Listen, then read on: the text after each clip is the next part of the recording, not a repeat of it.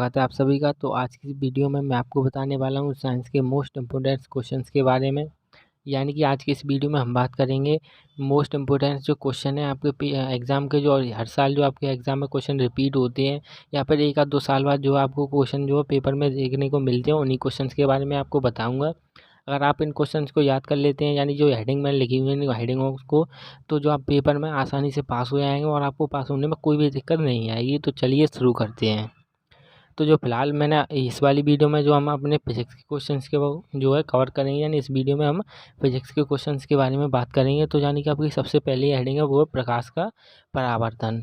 यानी प्रकाश का परावर्तन क्या होता है ऐसे करके, या फिर प्रकाश के परावर्तन के नियम है वो हैं जो अभी मैं नीचे बताऊँगा। पहले हम समझते हैं प्रकाश का परावर्तन, ठीक है। यानी कि जब प्रकाश किसी चिकने तल पर डाला जाता है तो उसका अधिकांश भाग वापस लौट आता है।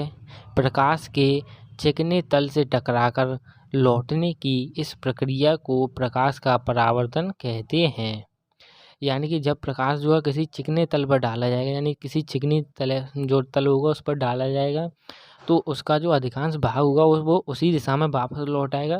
इसे हम क्या कहते हैं, इसी प्रक्रिया को हम प्रकाश का परावर्तन कहते हैं, ठीक है। जैसे मैं आपको डेली लाइफ में बताऊं, जैसे अगर आपने देखा हो तो कभी धूप में हम कांच रख देते हैं तो उसका कुछ हिस्सा निकल आता है, या फिर आप कांच पर लाइट डालते हैं तो वो जो है रिफ्लेक्ट हो जाती है, यानी दूसरी दिशा में चली जाती है। इसे ही हम क्या कहते हैं, प्रकाश का परावर्तन कहते हैं, ठीक है। और जो प्रकाश के परावर्तन होता है उसके आपके दो नियम होते हैं।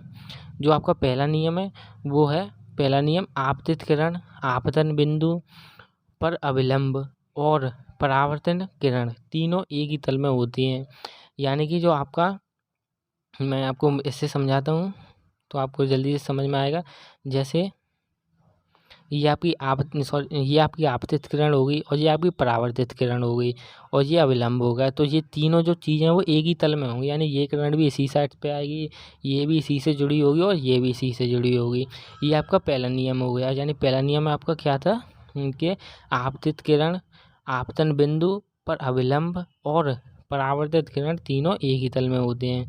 और जो आपका दूसरा नियम है वो है परावर्तन कोण। यानी ये वाला जो कोण है सदैव आपतन कोण के बराबर होता है, ठीक है। यानी कि ये जो आपका परावर्तन कोण है आई, वो हमेशा किसके बराबर होगा, आर के बराबर होगा।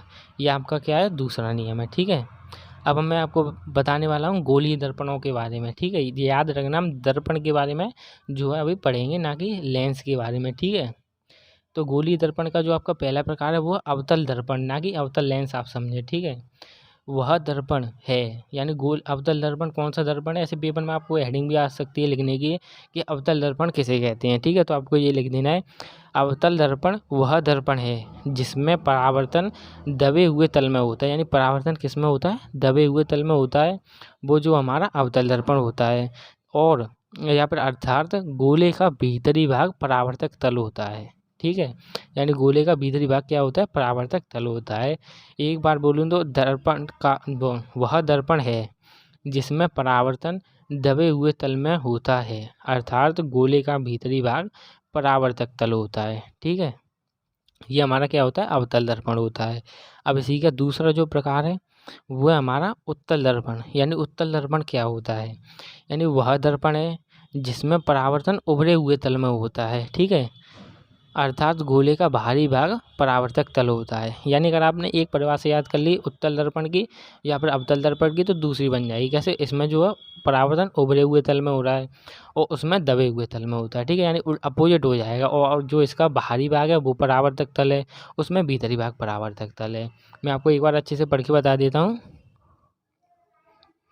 वह दर्पण है जिसमें परावर्तन उभरे हुए तल में होता है, अर्थात गोले का बाहरी भाग परावर्तक तल होता है, ठीक है। इतना क्लियर। अब हम बात करेंगे वक्रता त्रिज्या के बारे में। अगर आपको कोई भी चीज़ समझ में नहीं आ रही है फिर एक बार में, तो आप ऐसा करें, वीडियो को पॉज करें, पीछे करें और दोबारा से देखें, तो आपको जो अच्छे से दोबारा समझ में आ जाएगी जो चीज़ें। एक आध दोबारा आप हेडिंग पढ़ के देखें खुद से, तो आपको ज़्यादा समझ में आएगा। अब हम कहाँ थे, वक्रता त्रिज्या पर थे हम। वक्रता केंद्र, तो वक्रता केंद्र क्या होता है, यानी उस गोले के केंद्र को जिसका कि दर्पण एक भाग है, दर्पण एक भाग है, यानी उस गोले को, यानी जो गोला होगा उस गोले के केंद्र को जिसका कि दर्पण एक भाग है वक्रता केंद्र कहते हैं। इसे सी से व्यक्त करते हैं। यानी उस गोले के केंद्र को जिसका कि दर्पण एक भाग है। ठीक है, याद कर लेना, वैसे कंफ्यूजिंग है, एक बार मतलब रट लेना सीधे से मैं बताऊं तो। उस गोले के केंद्र को जिसका कि दर्पण एक भाग है दर्पण का वक्रता केंद्र कहते हैं। इसे सी से व्यक्त करते हैं। ठीक है, अब मैं आपको अगली हेडिंगों के बारे में बताता हूँ। जो आपकी अगली हेडिंग है वो है वक्रता त्रिज्या। यानी वक्रता त्रिज्या क्या होती है, वक्रता त्रिज्या। ठीक है, वक्रता केंद्र से दर्पण के ध्रुव के बीच की दूरी को वक्रता त्रिज्या कहते हैं।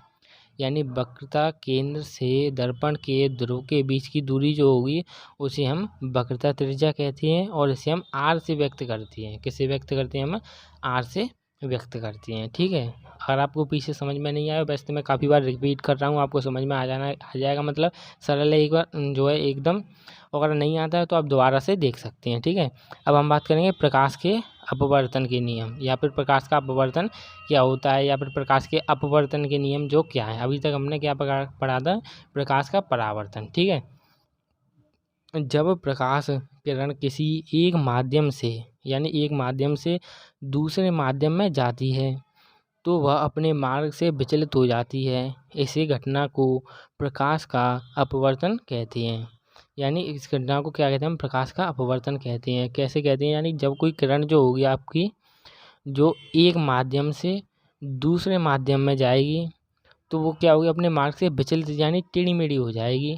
इसे हम प्रकाश का अपवर्तन कहते हैं, या फिर प्रकाश घटना को हम प्रकाश का अपवर्तन कहते हैं। आपको ऐसे समझ में नहीं आएगा, डायग्राम से आपको अच्छे से समझ में आ जाएगा। जैसे मान लो ये कोई प्रकाश किरण है, ये सीधी आनी चाहिए और ऐसे जाएगी, लेकिन ये ऐसे नहीं जाती है, जो कांच की वजह से ऐसे हो जाती है। अब ये होती क्यों गई? यानी एक माध्यम मतलब हवा से, और ये दूसरे माध्यम यानी कांच में जा रही है, तो ये सीधी ना जाकर टेढ़ी जाएगी। इस घटना को हम क्या कहेंगे? प्रकाश का अपवर्तन कहेंगे। ठीक है, क्लियर? अगर समझ में नहीं आए तो दोबारा देख सकते हैं आप।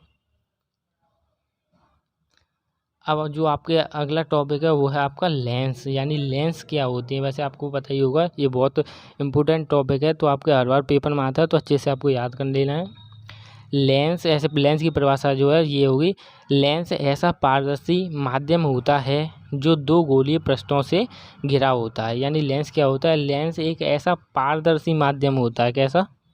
पारदर्शी माध्यम होता है जो दो गोलीय पृष्ठों से घिरा होता है। ये जो आपका क्या होता है? ये आपका लेंस होता है। वैसे जैसा पता ही होगा आपको कि जो लेंस होता है वो दो प्रकार के होते हैं। यानी लेंस कितने प्रकार के होते हैं? दो प्रकार के होते हैं। पहला जो लेंस है वो है आपका उत्तल लेंस। अब हम लेंस के बारे में बात कर रहे हैं।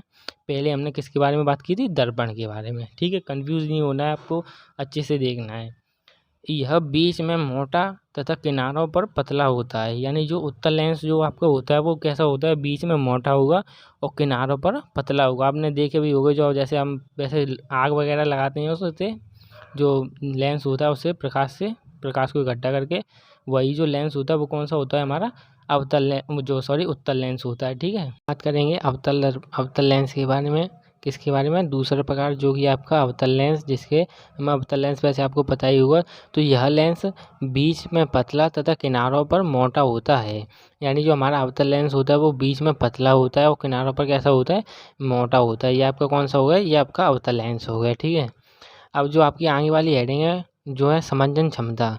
वैसे तो जो आपका जो दृष्टि दोष और जो समंजन क्षमता और इसके निवारण कारण, इन सब के ऊपर मैं पहले से एक डिटेल वीडियो बना चुका हूँ, तो अगर आप उस वीडियो को देख लेना। ठीक है, इस वीडियो में मैं आपको वैसे ही शॉर्ट में बता देता हूँ कि जैसे समंजन क्षमता क्या होती है, दृष्टि दोष क्या होता है, और आपको डिटेल वीडियो देखनी है इनके ऊपर तो मैं जो है लिंक डाल दूँगा डिस्क्रिप्शन में, उसमें से आप इसे वीडियो को जो है देख सकते हैं। तो सबसे पहले मैं आपको बताता हूँ समंजन क्षमता क्या होती है। यानी समंजन क्षमता का मतलब होता है जब आप किसी वस्तु को देखेंगे तो आपकी जो आँख की पुतली होगी वो क्या होगी? अपने आप सिकुड़ेगी और सिकुड़ जाती है और क्या होती है? फैल जाती है। तो इसे ही हम क्या कहते हैं? नेत्र की समंजन क्षमता कहते हैं। और जो दृष्टि दोष होते हैं वो आपको वैसे पता ही होगा कि जब मनुष्य के नेत्र में जब प्रतिबिंब रेटिना पर न बनकर रेटिना के आगे या पीछे बनता है तो इस स्थिति को हम क्या कहते हैं, दृष्टि दोष कहते हैं। ठीक है, इसे और इसके कितने प्रकार होते हैं, ये 2 प्रकार का होता है। पहला होता है निकट दृष्टि दोष, ये रहा, और जो दूसरा प्रकार होता है आपका वो है दूर दृष्टि दोष। ठीक है, अब मैं आपको बताता हूँ निकट दृष्टि दोष। इसमें जो वैसे मैंने आपको जल्दी जल्दी बता दिया है, तो अगर आप डिटेल वीडियो देख लेना, जो मैं डिस्क्रिप्शन में डाल दूंगा लिंक, उससे निकट दृष्टि दोष है।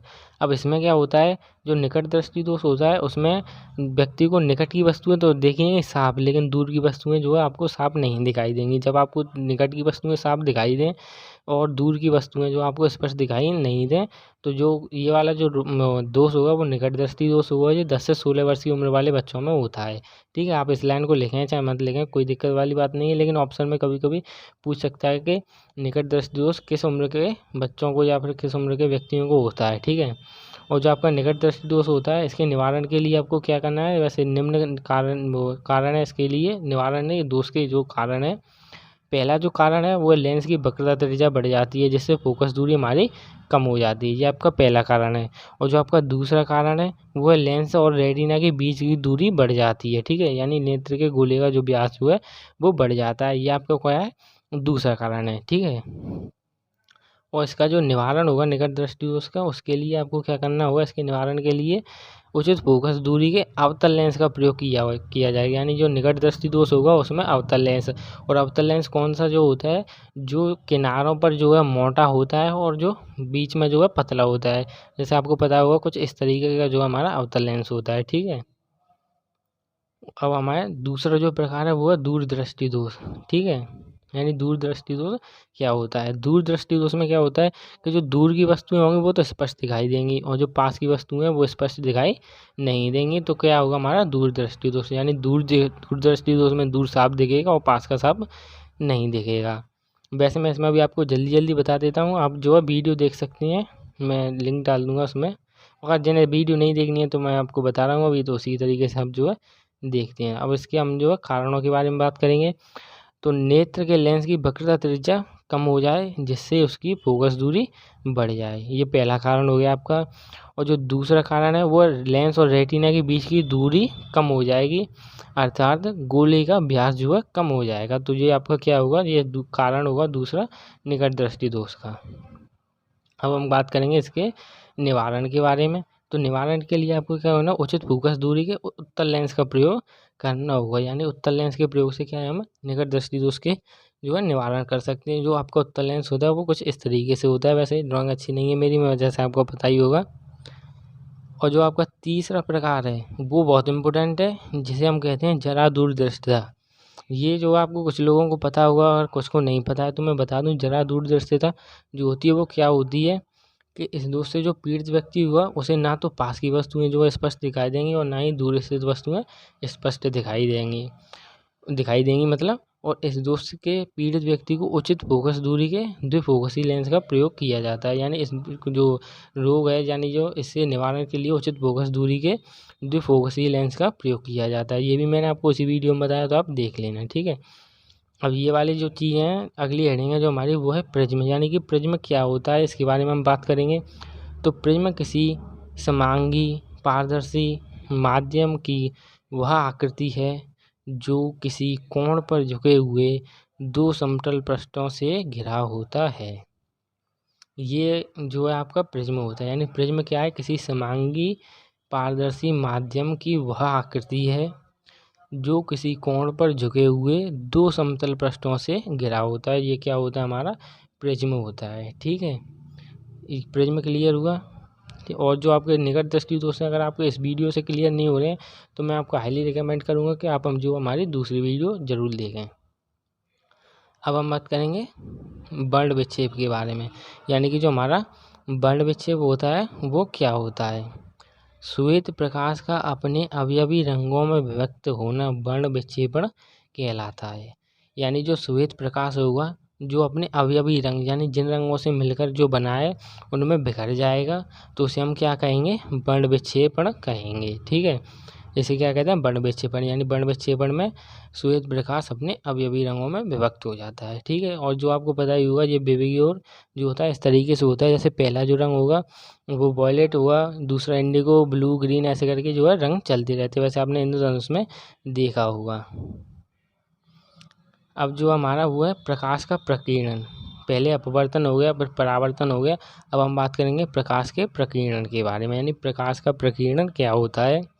जब प्रकाश किसी ऐसे माध्यम से गुजरता है, ठीक है, ध्यान से सुनना, जिसमें अति सूक्ष्म आकार के कण जैसे धूल के कण उपस्थित हों, तो इन कणों के द्वारा प्रकाश का कुछ भाग सभी दिशाओं में फैल जाता है। इस घटना को प्रकाश का प्रकीर्णन कहते हैं। ठीक है, अब मैं आपको समझाता हूँ कैसे।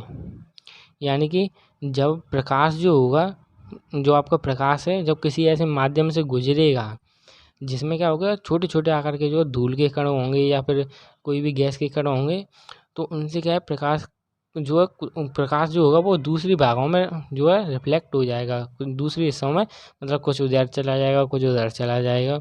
तो जो ये घटना होगी इसे हम क्या कहेंगे, प्रकाश का प्रकीर्णन। इस घटना को हम कहेंगे। जैसे आपने देखा होगा जब कोहरा होता है तो कोहरे में क्या होता है, प्रकाश का प्रकीर्णन हो जाता है, जिससे कोहरे में जो है लाइट जो होती है वो ज़्यादा दूर से हमें कम दिखाई देती है। ठीक है, अब हम बात करें अपनी अगली हेडिंग जो है चालक। यानी चालक क्या होते हैं? वे पदार्थ जिनमें आवेश आसानी से एक स्थान से दूसरे स्थान तक प्रवाहित, क्या हो गया,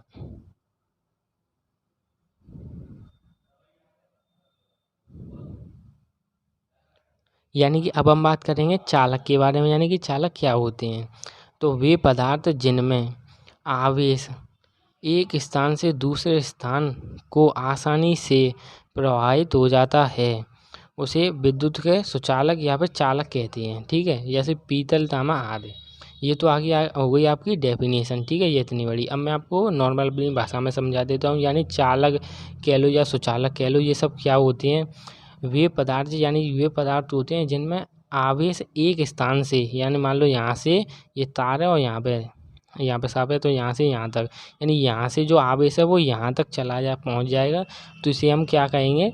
इसे हम विद्युत का चालक कहेंगे। ठीक है, अब हम बात करेंगे अचालक के बारे में। यानी कि अचालक क्या होते हैं?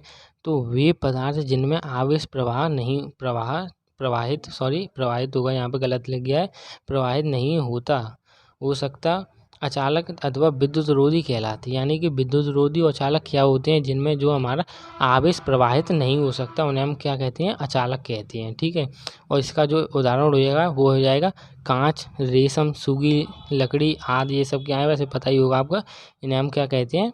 अचालक कहते हैं। अब चालक भी हो गया, अचालक भी हो गया। अब बचा हमारा क्या? अर्धचालक। यानी अर्धचालक भी होते हैं। ये क्या होते हैं कि कुछ पदार्थ ऐसे भी हैं जो सामान्य अवस्था में अचालक हैं। सामान्य अवस्था में उनमें से जो है आवेश प्रवाहित नहीं हो सकता, परंतु इनमें कुछ अपद्रव्य मिलाने पर, यानी कुछ अशुद्धियाँ मान लो या फिर कोई और थोड़ा बहुत पानी वानी मिलाने से वे विद्युत के चालक हो जाते हैं, अर्धचालक कहलाते हैं। ठीक है, यानी कि कुछ ऐसे पदार्थ भी होते हैं जो सामान्य अवस्था में अचालक होते हैं, परंतु इनमें कुछ अपद्रव्य मिलाने पर वे विद्युत के चालक हो जाते हैं, अर्धचालक कहलाते हैं। ठीक है, इसे हम क्या कहते हैं? अर्धचालक कहते हैं। और जो इसका उदाहरण है वो है जर्मेनियम, और जो इसके आध उदाहरण हो जाएंगे। ठीक है, अब हम बात करेंगे विद्युत धारा के बारे में। यानी विद्युत धारा हमारी क्या होती है? विद्युत धारा प्रति एकांक समय में आवेश प्रवाह की दर को हम विद्युत धारा कहते हैं। यानी क्या कहते हैं? प्रति एकांक समय में आवेश प्रवाह की जो दर होती है उसे हम क्या कहते हैं? विद्युत धारा कहते हैं। ये सीधी सीधी सिंपल सी डेफिनेशन है विद्युत धारा की, जो आपको आसानी से याद हो जाएगी। अब हम बात करेंगे विभवांतर के बारे में। किसी परिपथ के दो बिंदुओं के बीच एकांक आवेश को प्रवाहित करने में किए गए कार्य को उन बिंदुओं के बीच का विभवांतर कहते हैं। यानी विभवांतर क्या होता है? किसी परिपथ के दो बिंदुओं के बीच एकांक आवेश को प्रवाहित करने में किए गए कार्य को उन बिंदुओं के बीच का विभवांतर कहते हैं। ठीक है, क्लियर हुआ, समझ में आया विभवांतर क्या होता है। ओके, अब हम चलेंगे आगे। यानी अगर आपको ये समझ में नहीं आ रही है तो आप दोबारा से देख सकते हैं, वरना साथ साथ बोला करो, जिससे क्या होता है आपको रिपीट होगी चीज़ें, तो आपको चीज़ें जो आपको समझ में आएंगी। ठीक है, अब भाई साहब आता है हमारे ओम का नियम। यानी ओम का नियम आपको अच्छे से याद रखना है, ओम का नियम क्या होता है। ठीक है, ओम का नियम जो है मैं आपको अब बताऊंगा। ये रहा ओम का नियम।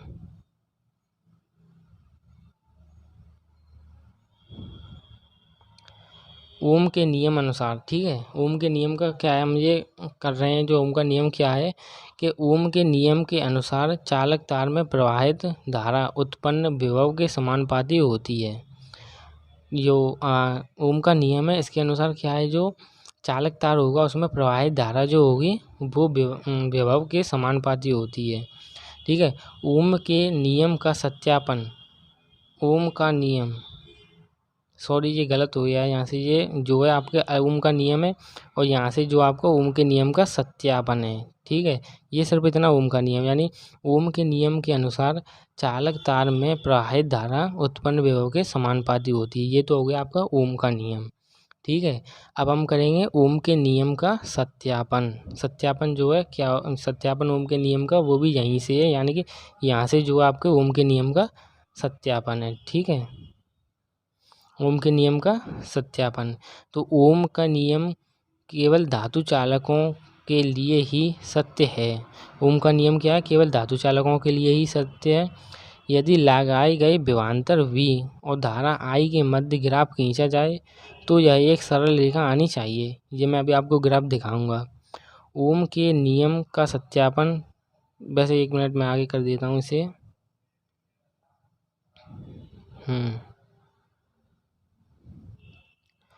कहाँ थे हम, ओम के नियम के सत्यापन के लिए श्रेणी क्रम में बैटरी, वोल्ट मीटर तथा धारा नियंत्रक तथा कुंजी लगाकर हम क्या कर लेते हैं, प्रपत्र तैयार कर लेते हैं और देखते हैं कि भिन्न भिन्न विभव पर धारा का मान भी भिन्न भिन्न आता है।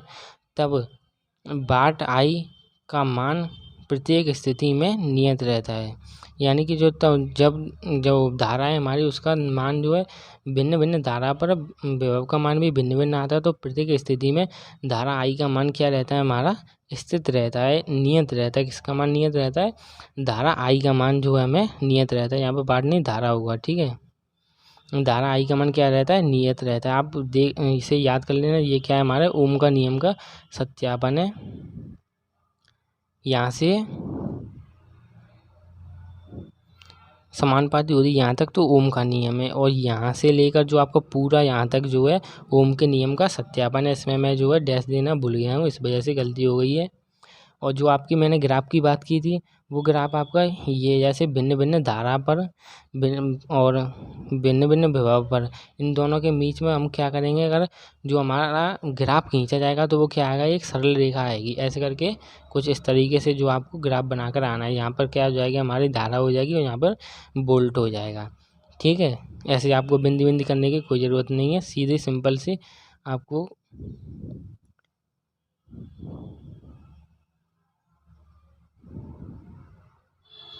सीधे सिंपल आपको क्या करना है, ऐसे करके लकीर खींच देनी है और ऐसे खींच देनी है, इसके ऐसे करके ग्राफ बना देना है। यहाँ पर क्या हो जाएगा, आपकी आई लिख देनी है, यहाँ पर बी लिख देनी है। ये आपका क्या हो गया, जो आपका ओम के नियम के लिए ग्राफ चाहिए वो ग्राफ हो गया।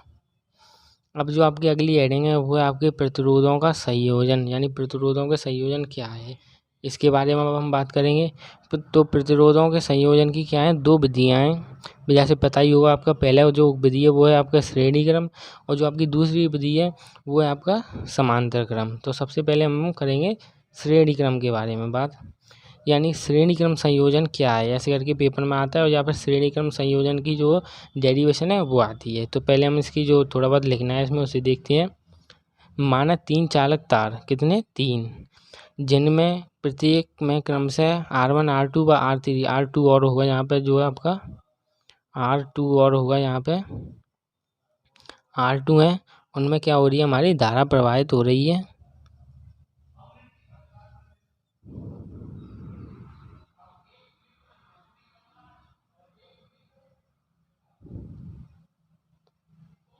यानी कि अब हम बात करेंगे श्रेणी क्रम के बारे में, यानी श्रेणी क्रम संयोजन क्या होता है। इसके जो आपको डेरिवेशन आती है पेपर में, तो इसकी सबसे पहले आपको ऐसे करके ये लाइन है वो लिखनी है। जैसे ये है, माना 3 चालक तार जिनमें प्रत्येक क्रम से R1 और यहाँ पे R2 और होगा, यानी R2 और R3 को इस प्रकार संयोजित किया गया है कि पहले चालक का अंतिम सिरा और दूसरे चालक के पहले सिरे से जोड़ा गया है।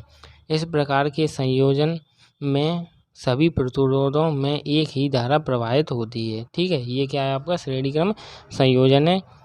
ठीक है, और ये जो आपकी डेरिवेशन है श्रेणी क्रम संयोजन की, ये वाली जो आपकी डेरिवेशन है, कैसे, पहले आपको V बराबर IR हो जाएगा, फिर V2 बराबर IR2 हो जाएगा और V3 बराबर IR3 हो जाएगा। अब माना बैटरी पर जो विभवांतर होगा वो V हो जाएगा, तो क्या करें हम सारी इन सबको क्या करते हैं, सिंपली जोड़ देंगे सीधा सीधा। ठीक है, तो IR1 plus IR2 plus IR3। उसके बाद क्या करेंगे, हम इनमें से क्या है I को कॉमन ले लेंगे।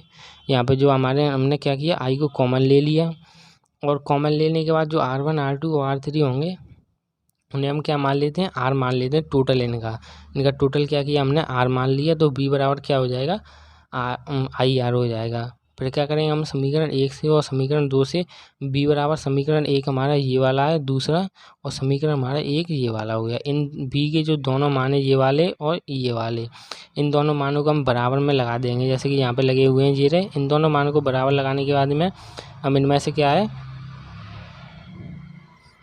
इन दोनों मानों को जो बराबर लगाने के बाद में R बराबर जो हमारा ये निकल आएगा। ठीक है, अब आपको पता ही होगा, देख लेना आप लोग। अब हम बात करेंगे इसके जो डायग्राम होगा उसके बारे में। तो जो आपका डायग्राम है वो कुछ इस तरीके से बनेगा, जैसे R1 यहाँ पे होगा, R2 यहाँ पे होगा, और R3 यहाँ पे होगा, और बैटरी यहाँ पर होगी। सेम इसी तरीके का डायग्राम जो आपको पेपर में बना देना है। अब हम बात करेंगे आपका दूसरे प्रकार जो है उसके बारे में। तो दूसरा प्रकार का आपका क्या है, प्रतिरोधों का समांतर क्रम संयोजन। ये आपका क्या है, दूसरा टाइप है। इस प्रकार की संयोजन में प्रतिरोधों को इस प्रकार जोड़ा जाता है कि सभी प्रतिरोधों का पहला सिरा एक बिंदु पर तथा दूसरा सिरा दूसरे बिंदु पर जोड़ देते हैं। ठीक है, यानी पहला सिरा पहले बिंदु पर और जो दूसरा सिरा है वो दूसरे बिंदु पर हम जोड़ देते हैं।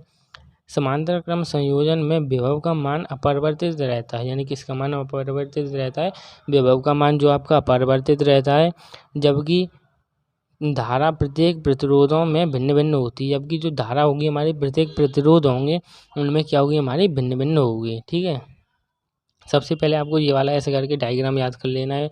एक आध बार अगर आप बनाकर देखेंगे, प्रैक्टिस करेंगे, तो आपको अच्छे से याद हो जाएगा कि ये जो आपका प्रतिरोधों का समांतर क्रम संयोजन में सबसे पहले ऐसा आपको डायग्राम बना देना है। उसके बाद जो आपकी डेरिवेशन आती है, जो मैं आपको एक एक करके समझा देता हूँ। सबसे पहले I बराबर B बट्टे R1, फिर I2 बराबर B बट्टे R2 और I3 बराबर B बट्टे R3।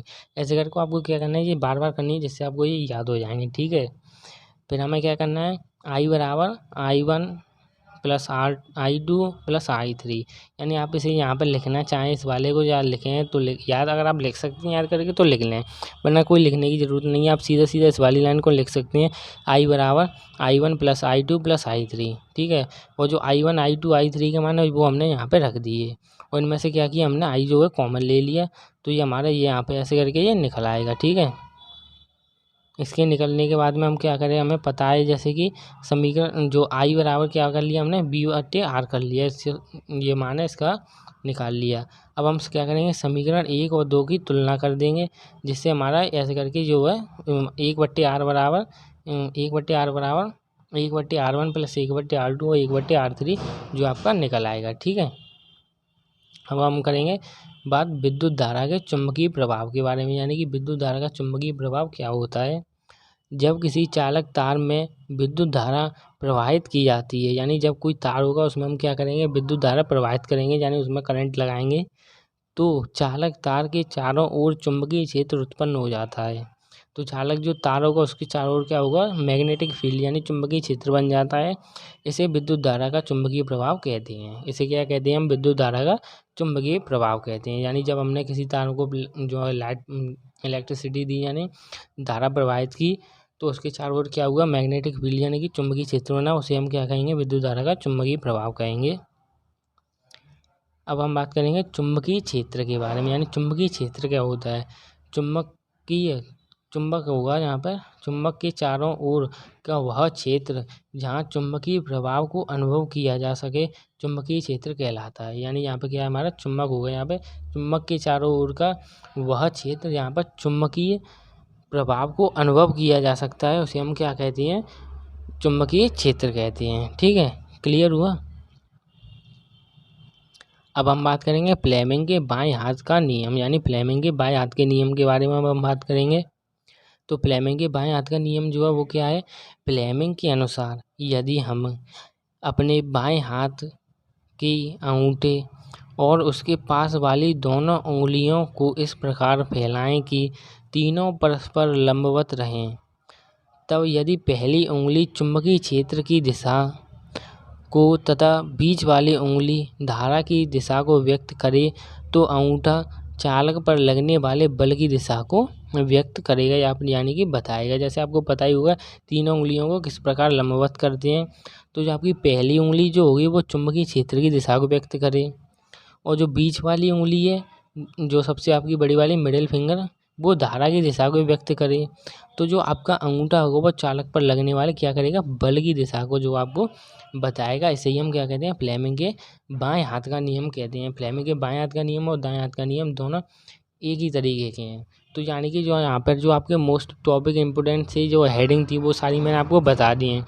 सिर्फ विद्युत मोटर और धारा जनित्र या डायनामो आपका रह गया है, जो मैं आपको अपनी आगे वाली वीडियो में बताऊंगा, क्योंकि वीडियो काफ़ी लंबी हो चुकी है। ठीक है, अगर आपको कोई भी इसमें टॉपिक समझ में नहीं आ रहा है तो मुझे कमेंट करें, तो मैं आपको बताने की पूरी कोशिश करूँगा। अगर आपको वीडियो अच्छी लगी हो तो वीडियो को लाइक करें, और अगर चैनल पर नए हैं सब्सक्राइब करें। मिलते हैं अगली वीडियो में, तब तक के लिए जय हिंद, जय भारत, धन्यवाद।